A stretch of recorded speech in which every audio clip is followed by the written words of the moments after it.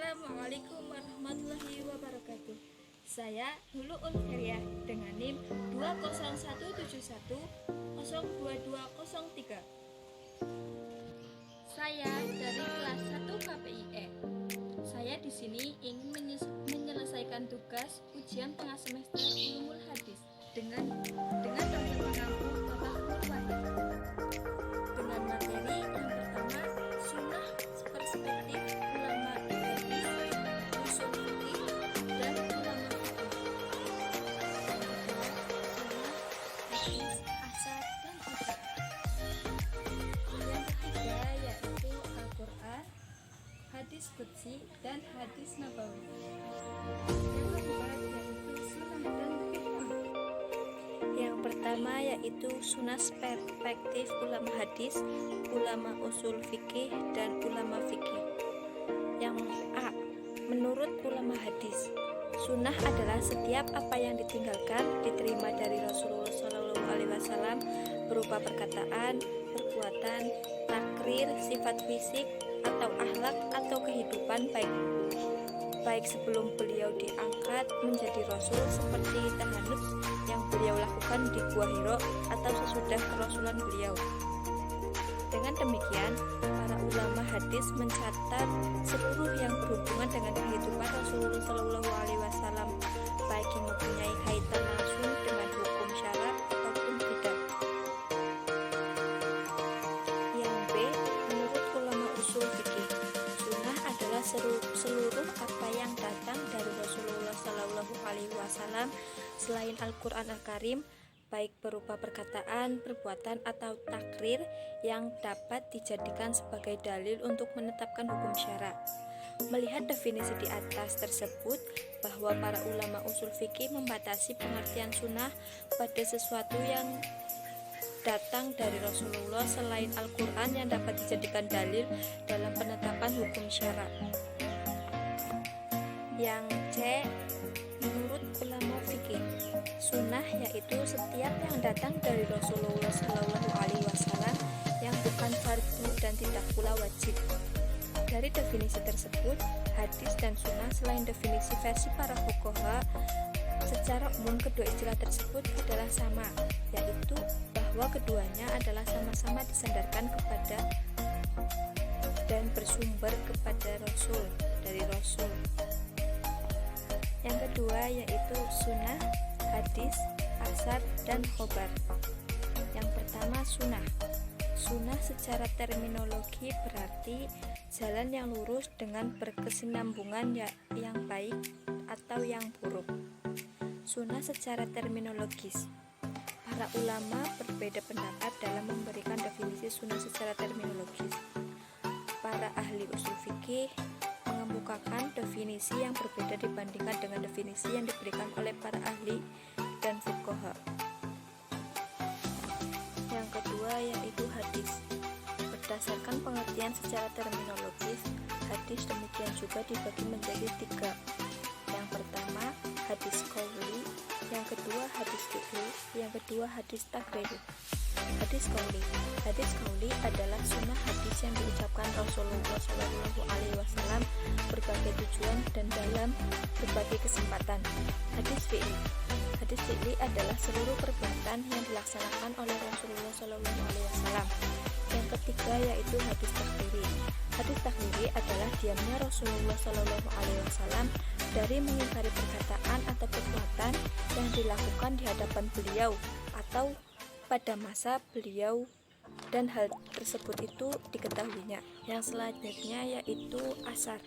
Asar secara etimologis berarti baqiyat al-ashi, yaitu sisa atau peninggalan sesuatu.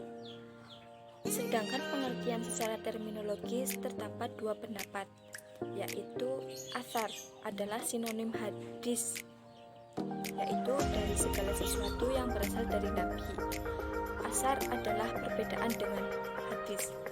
Asar secara istilah menurut pendapat adalah sesuatu yang disandarkan kepada sahabat atau tabi'in yang terdiri atas perkataan atau perbuatan. Selanjutnya yaitu khobar. Khobar menurut bahasa berarti an-naba, yaitu berita. Sedangkan menurut istilah terdapat 3 pendapat. Khobar adalah sinonim dari hadis, yaitu sesuatu yang disandarkan kepada Nabi dari perkataan, perbuatan, takrir, dan sifat. Selanjutnya, khobar berbeda dengan hadis. Khobar adalah berita dari selain Nabi Shallallahu Alaihi Wasallam. Terakhir, khobar lebih umum daripada hadis. Khobar adalah sesuatu yang datang dari Nabi Shallallahu Alaihi Wasallam atau selain Nabi atau selain orang lain. Yang ketiga yaitu Al-Quran, hadis qudsi, hadis nabawi. Yang pertama, Al-Quran. Kedudukan hadis terhadap Al-Quran. Kedudukan hadis dalam Islam merupakan sumber ajaran dan sumber hukum Islam.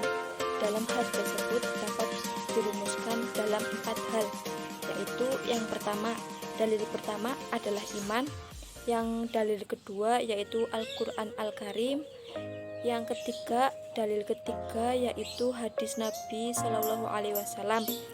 Yang keempat, dalil keempat yaitu adalah ijma.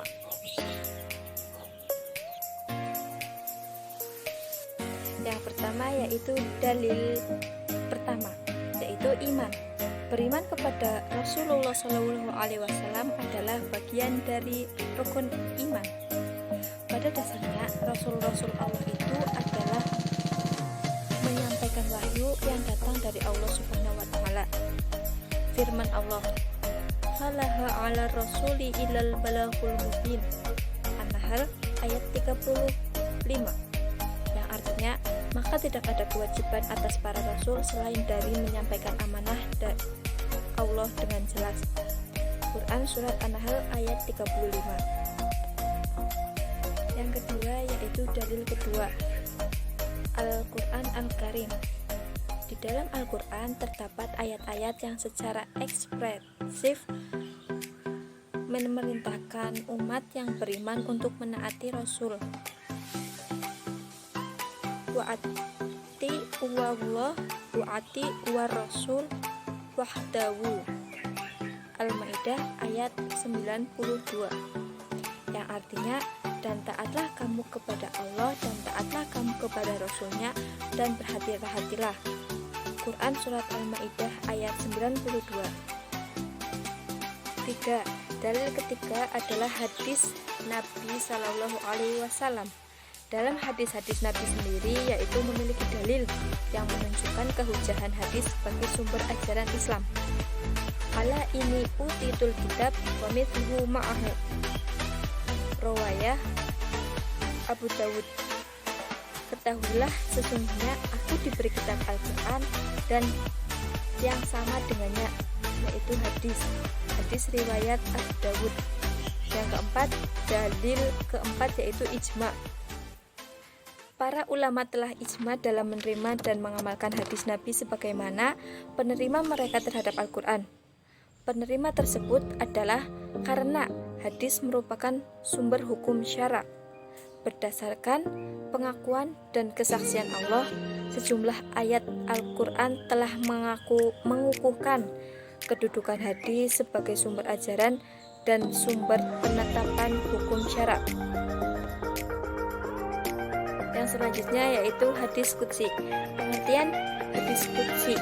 Pengertian secara etimologi, kata al-qudsi adalah nisbah atau sesuatu yang dihubungkan kepada Quds yang berarti suci. Sedangkan demikian al-hadis al-qudsi berarti hadis yang dihubungkan kepada zat yang Quds, maha suci, yaitu Allah Subhanahu wa Ta'ala. Ciri-ciri hadis qudsi. Hadis qudsi menggunakan kata Allah Subhanahu wa Ta'ala berfirman.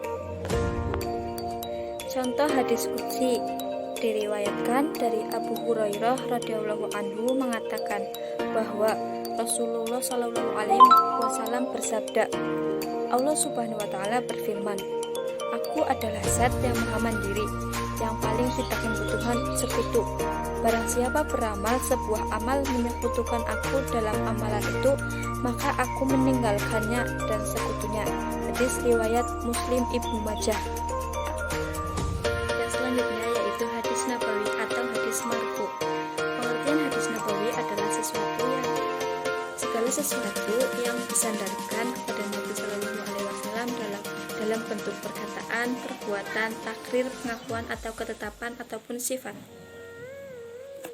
Hadis nabawi dibagi menjadi dua. Yang pertama tauqifi, yang kedua taufiqi.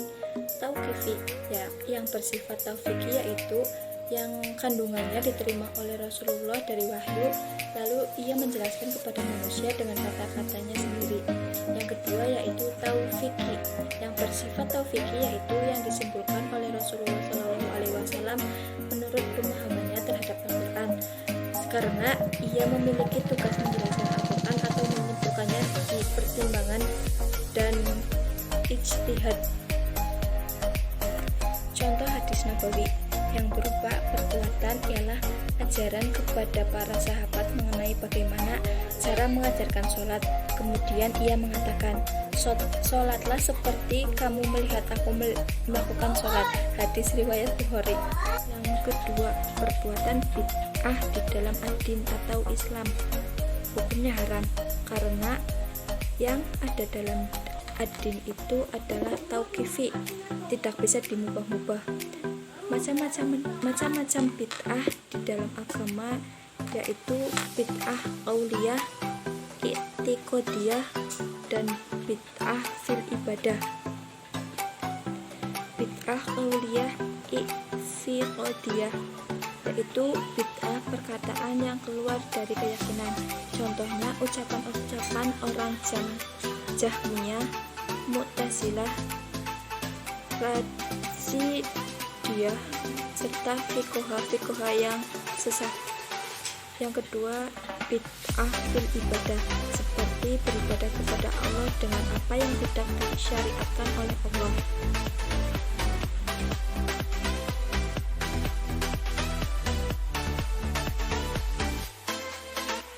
Berikut adalah materi paparan dari saya, kurang lebihnya mohon maaf. Jika ada kata-kata yang kurang mengenakan hati atau ucapan saya yang salah, mohon dimaafkan. Wassalamualaikum warahmatullahi wabarakatuh.